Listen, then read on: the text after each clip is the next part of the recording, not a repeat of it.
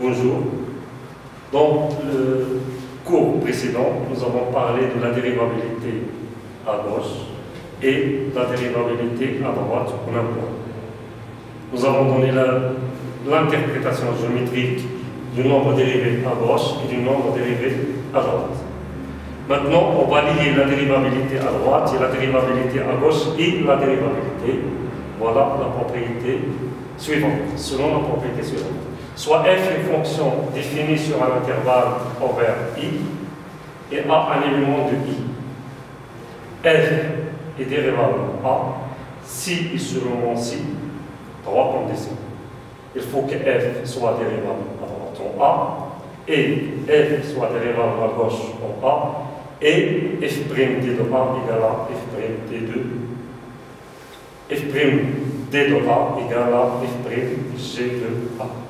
C'est-à-dire, pour que f soit dérivable en un point, il faut que f est dérivable en a à droite, c'est-à-dire la limite f de x moins f de a sur x moins a lorsque x tend vers a plus égale à un nombre, et f soit dérivable à gauche en a, c'est-à-dire la limite lorsque x tend vers a moins f de x moins f de a sur x moins a égale à un nombre, en plus le premier nombre est égal au second nombre.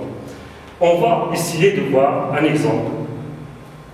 Voilà celui de x moins 2 en x0 et en a égale à 0. La deuxième fonction, c'est une fonction définie par intervalle. F de x égale à x carré plus x plus 3, lorsqu'x supérieur égale à 1, et f de x égale à 3x plus 2, x inférieur strictement à 1. On va commencer par le premier cas. Pour étudier la dérivabilité de f en 2, on doit étudier la dérivabilité à droite et la dérivabilité à gauche.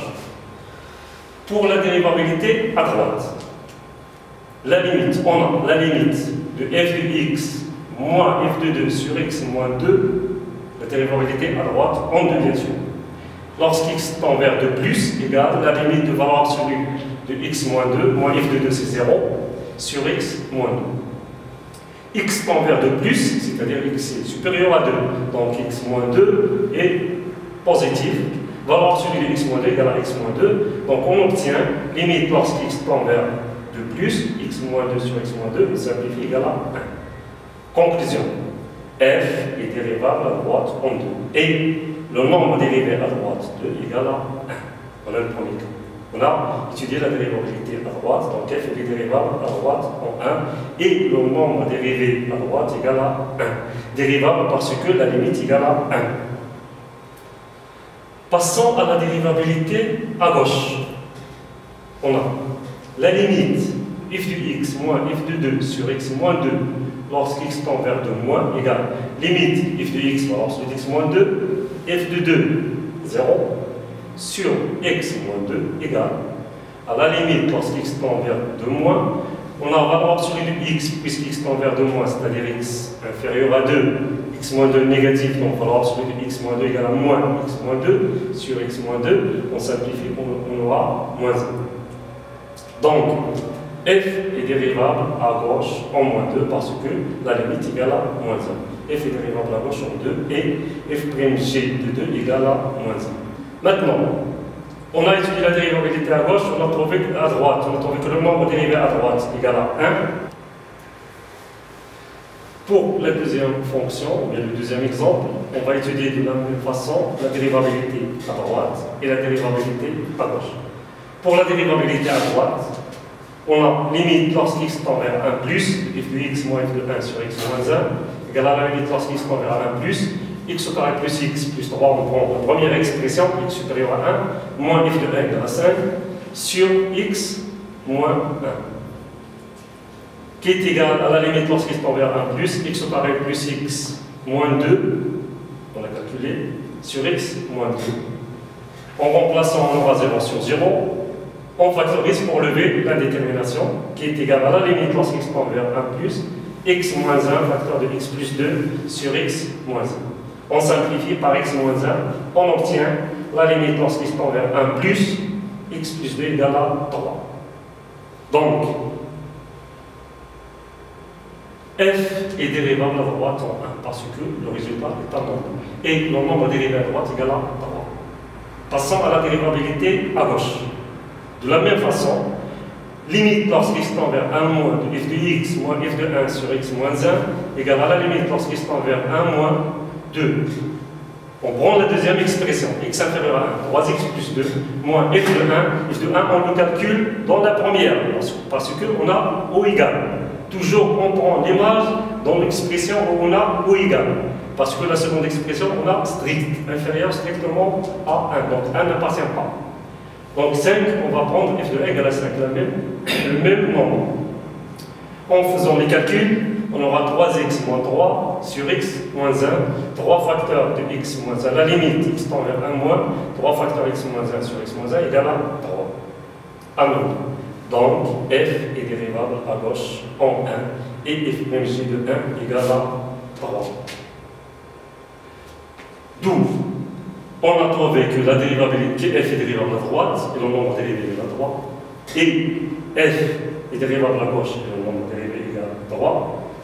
Donc, f est dérivable à gauche en 1 et f' de 1 égale à 3. Puisque f' d de 1 égale à f' g de 1 égale à 3, donc f est dérivable en 1 et f' de 1 égale à 3. La différence entre les deux exemples. Le premier, on a f est dérivable à droite et f est dérivable à gauche. Mais f' d est différent de f' g. Le second cas, on a f dérivable à droite et f dérivable à gauche et f' d égale à f' g. Donc on peut dire que f est dérivable en 1. Donc f est dérivable en 1. Voilà. Donc pour étudier la dérivabilité, pour les fonctions définies, surtout pour des fonctions définies par intervalle ou bien par valeur absolue, on étudie la dérivabilité à droite et la dérivabilité à gauche. Si le nombre dérivé à droite égale au nombre dérivé à gauche, alors on dit que f est dérivable. Si les deux nombres sont différents, f n'est pas dérivable. Maintenant, on va voir une remarque très importante. Si f n'est pas dérivable, parce que la limite des retours de variation est égale plus ou moins l'infini dans ce cas.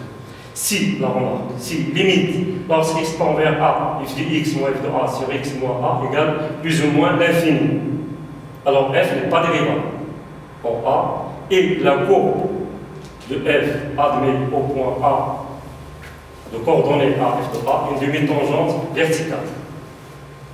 Voilà le premier cas, la première remarque.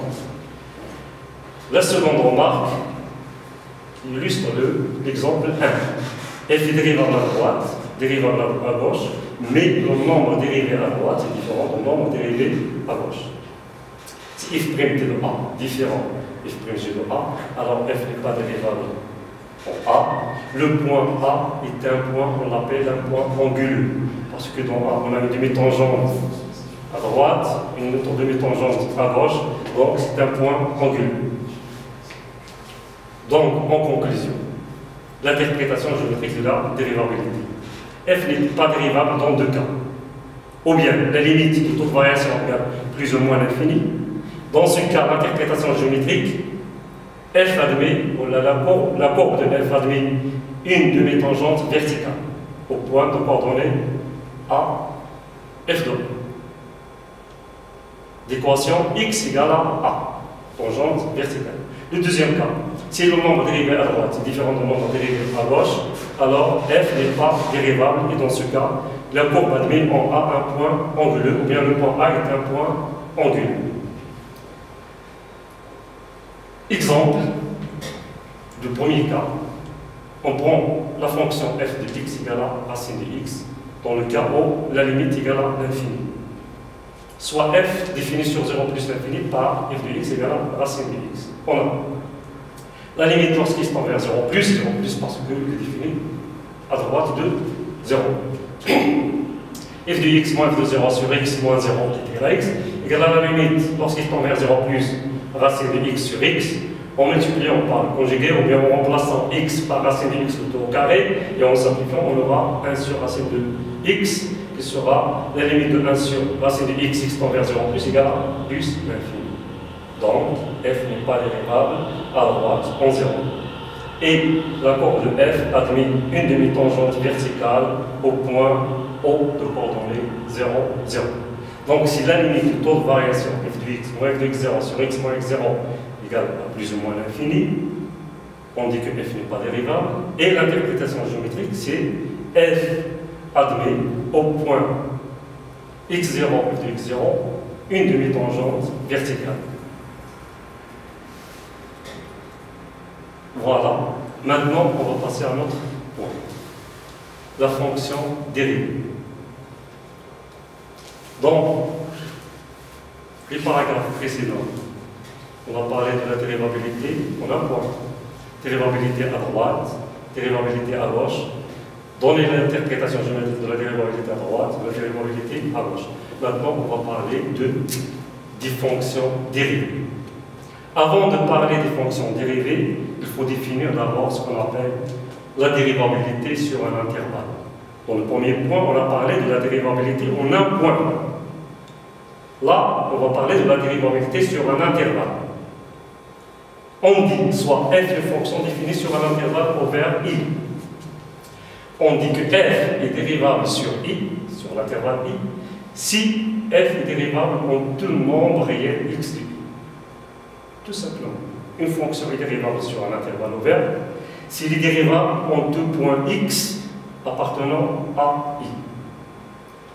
Lorsque f est dérivable sur un intervalle, on peut parler de la fonction dérivée. Elle sera définie comme suit. Soit f est une fonction dérivable sur un intervalle i, la fonction qui, à chaque x de i, parce qu'il est dérivable, x appartient à i, parce qu'il est dérivable sur i. La fonction qui est associée à chaque x de i, la fonction qui, à chaque x de i, associe le nombre dérivé f' de x, s'appelle la fonction dérivée de f, notée f'. Donc, si f est dérivable sur un intervalle, on peut définir la fonction dérivée. La fonction dérivée est la fonction qui associe à chaque élément de i le nombre dérivé qu'on a obtenu en utilisant la limite f de x moins f de son nombre sur x moins son nombre. Donc la fonction qui associe à chaque x le nombre dérivé est appelée la fonction dérivée et sera notée f'. La différence entre f' de x, ça c'est le nombre, et f' c'est une fonction. On l'appelle la fonction dérivée.